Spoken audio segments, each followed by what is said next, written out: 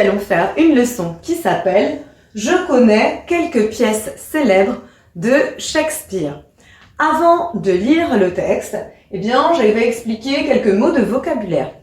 A play, c'est une pièce de théâtre. Ensuite, on a greedy comme ça, qui veut dire cupide. Et enfin, a ghost, que tu connais peut-être déjà, c'est un fantôme. Donc Shakespeare, juste pour commencer, he wrote more than 30 plays. Donc il a écrit énormément de pièces de théâtre. Je vais à présent lire le texte, je vais sortir du cadre, comme ça tu vas pouvoir le lire en même temps. Whenever you're ready. You ready? Let's go. Macbeth. At the beginning of the play, Macbeth is a brave and loyal general to King Duncan. But one day, he meets 3 witches. The witches tell him he will become King of Scotland. Macbeth becomes very ambitious and greedy. Hamlet is a young prince of Denmark. His father is dead. His mother is remarried to his uncle, who is now king. One night, Hamlet sees a ghost.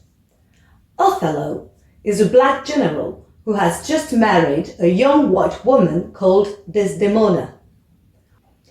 One of Othello's officers, Iago, is furious because he didn't get the promotion he wanted. So, Iago decides to take his revenge and manipulate Othello.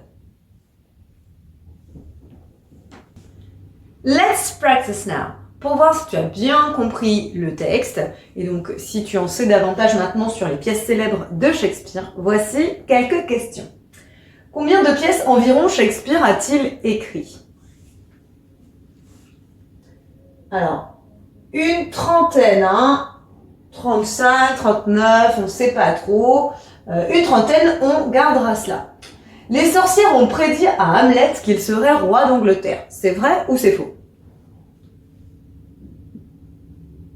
C'est faux. King of Scotland, Écosse. Macbeth devient très gentil. C'est vrai ou c'est faux? C'est faux puisque Macbeth devient ambitieux et cupide. De quel pays le jeune Hamlet est-il le prince?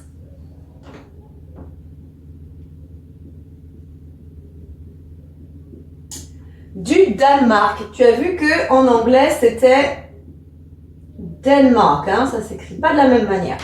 Et que voit-il alors Hamlet? Il voit